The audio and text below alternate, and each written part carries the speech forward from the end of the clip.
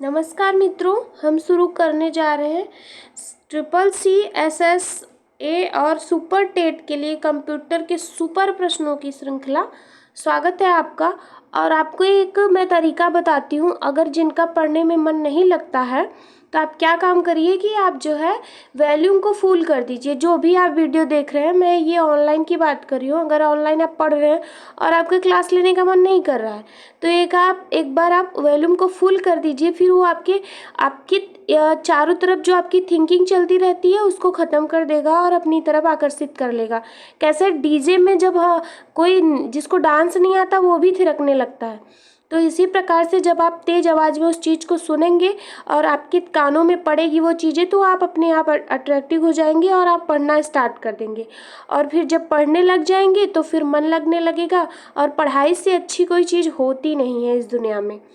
तो ठीक है, चलिए अब शुरू करते हैं। और वीडियो के डिस्क्रिप्शन में मेरा व्हाट्सएप ग्रुप का लिंक है, अगर आप लोग इच्छुक हैं तो ज्वाइन कर सकते हैं। तो चलिए शुरू करते हैं। पहला प्रश्न है, हाल ही में किस इंटरनेट खोज इंजन ने भारत में अपना फ्लाइट खोज उपकरण फ्लाइट सर्च टूल का शुभारंभ किया है? तो ये देखिए, अभी जो करंट में भी न्यूज़ चल रही है कंप्यूटर को लेके, वो भी तो पूछे जाएंगे, तो इसमें उससे भी क्वेश्चन मिलेंगे और आपको फ़ायदा होगा। तो इसका है बिंग, गूगल, याहू या उपरोक्त में से कोई नहीं। तो ये गूगल ने शुरुआत करी है इसकी। गूगल ने ये इस प्रकार का इंटरनेट एक इंजन खोजा है जो फ्लाइट खोज उपकरण के नाम से जाना जाता है। नेक्स्ट है, व्यक्तिगत सूचना एकत्र करना और किसी दूसरे व्यक्ति के रूप में प्रभावी ढंग से बताना डैश का अपराध है। किसका अपराध है? आइडेंटिटी थेफ्ट का, स्पूफिंग का, हैकिंग का, स्पूलिंग का। तो ये हैकिंग का है, किसी के प्राइवेट चीज़ों को, किसी के व्यक्तिगत सूचनाओं को बिना उसके जानकारी के आप जान लो और उसको आप पूरा पब्लिश कर दो, मतलब सबको बता दो। जो उनकी प्राइवेट चीज़ें हैं उसको पब्लिक में डाल दो बिना उनकी जानकारी के, तो ये हैकिंग होती है।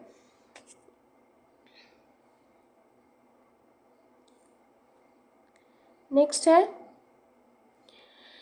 डैश एक डिवाइस है जो न केवल सर्च प्रोटेक्शन देती है बल्कि बिजली जाने पर आपके कंप्यूटर को बैटरी पावर से बचाती है।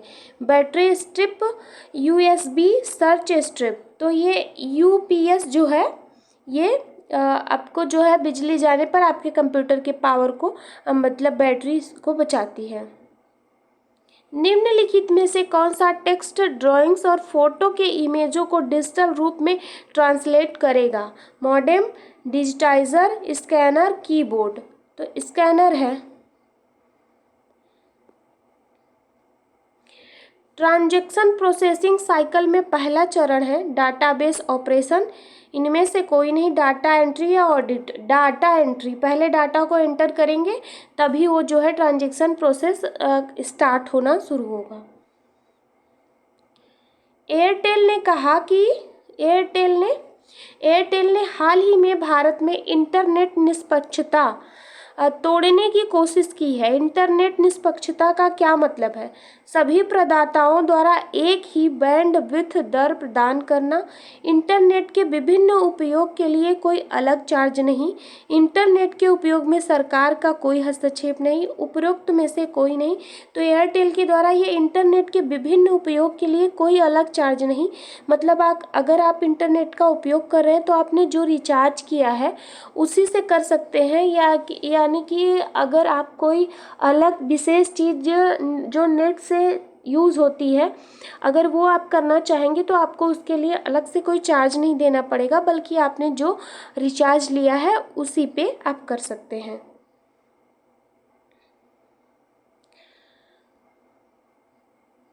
जिन हार्डवेयर इक्विपमेंट में से कंप्यूटर बना होता है उनके नाम हैं मॉनिटर, सेंट्रल प्रोसेसिंग यूनिट यानी CPU, कीबोर्ड, माउस, प्रोग्राम और processing network. Monitor, central processing unit, keyboard, mouse, printer और modem. Monitor central processing unit, CPU मतलब कि सीपीयू, कीबोर्ड, माउस, एप्लीकेशन और नेटवर्क। तो ये है मॉनिटर सेंट्रल प्रोसेसिंग यूनिट मतलब सीपीयू, कीबोर्ड और माउस, प्रिंटर और मॉडेम। ये इम्पॉर्टेंट है कंप्यूटर को चलाने के लिए। कौन सी डिवाइस आपके कंप्यूटर को दूसरे कंप्यूटर से टेलीफोन पर बात करने और इंटरनेट एक्सेस करने देता है? Hard drive, modem, CD ROM, driver या रैम? तो ये मॉडेम जो है ये जो है किसी भी कंप्यूटर से दूसरे कंप्यूटर पे बात करने का इंटरनेट एक्सेस देता है। ईएसएस का शाब्दिक अर्थ है एग्जीक्यूटिंग सीनियर सिस्टम, उपरोक्त सभी executing service system, executing support system. तो ईएसएस का फुल फॉर्म है एग्जीक्यूटिंग सपोर्ट सिस्टम। आप वर्ड डॉक्यूमेंट के साथ एक्सेल वर्कशीट डाटा लिंक नहीं कर सकते।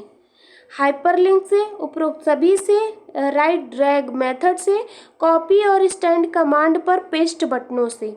मतलब कि आप कॉपी पेस्ट से डॉक्यूमेंट के साथ एक्सेल वर्कशीट डाटा, मतलब आप वर्ड डॉक्यूमेंट में जो काम कर रहे हैं इसमें वर्ड डॉक्यूमेंट में, तो इसमें एक्सेल सीट जो होती है एमएस एक्सेल की सीट इस प्रकार रो और कॉलम बनी होती है।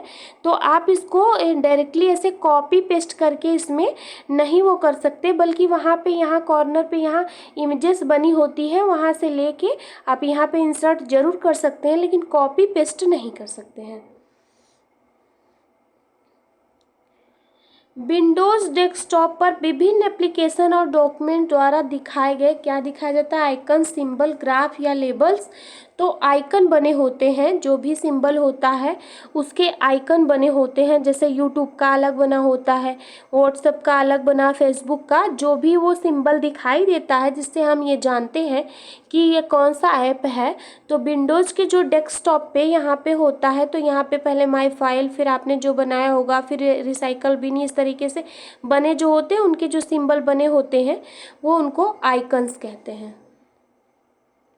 IRM का अर्थ क्या है? Information research management, information research manager, information resource management या उपरोक्त सभी।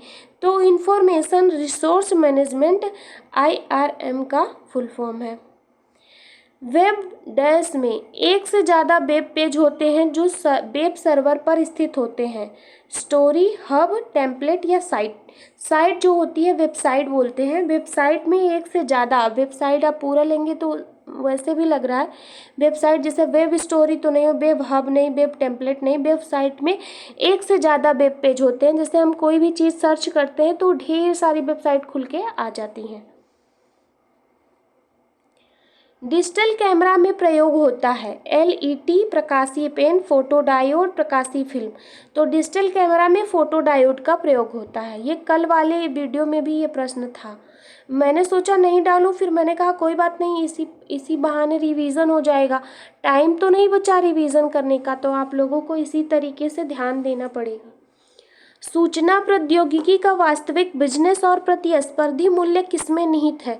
सॉफ्टवेयर एप्लीकेशन जिन्हें कई कंपनियां इस्तेमाल करती हैं, सॉफ्टवेयर के सामर्थ्य और सूचना का मूल्य जिसे कोई बिजनेस एक्वायर और प्रयोग करता है, हार्डवेयर की सामर्थ्य और स्पीड जिस पर यह सूचना प्रोसेस करती है, उपरोक्त सभी। तो सही जवाब है सॉफ्टवेयर की सामर्थ्य और सूचना का मूल्य जिसे कोई बिजनेस एक्वायर और प्रयोग करता है। नेक्स्ट है, डाटाबेस में फील्ड एक डैश होता है। सूचना का टेबल, सूचना का कैटेगरी या रिलेटेड रिकॉर्ड्स का ग्रुप या लेबल। तो ये रिलेटेड रिकॉर्ड्स का ग्रुप होता है। किसी प्रोग्राम के मानव द्वारा पठनीय वर्जन को डैश कहते हैं। इनमें से कोई नहीं है सिस्टम कोड या प्रोग्राम कोड या सोर्स कोड, तो उसे सोर्स कोड कहते हैं। कंप्यूटर डैश प्रोग्राम इंस्ट्रक्शनों का एक सेट है जो खुद को फाइल से अटैच कर लेता है, खुद को फाइल से अटैक कर लेता है, खुद को रिप्रोड्यूस कर लेता है, दूसरी फाइल में फैल जाता है। Trojan horse, time bomb, work, fishing scam, मतलब ट्रोजन हॉर्स ये एक प्रकार का ये वायरस है। वर्ड प्रोसेस्ड डॉक्यूमेंट क्रिएट करते समय इस चरण में यूजर स्क्रीन और प्रिंटेड फॉर्म दोनों में पेज पर दिखते हैं वर्ड्स चेंज करता है। फॉर्मेटिंग टेक्स्ट को इंसर्टिंग टेबल्स और इंडेक्सिंग को इनमें से कोई नहीं। एडिटिंग टेक्स्ट को तो फॉर्मेसिंग टेक्स्ट को प्रिंट फॉर्म जो है पेज वर्ड में चेंज करता है। तो ठीक है, धन्यवाद। आज का बस यहीं तक क्लास थी। अब कल फिर हम देखेंगे। आप लोग पढ़ा करिए। सो धन्यवाद।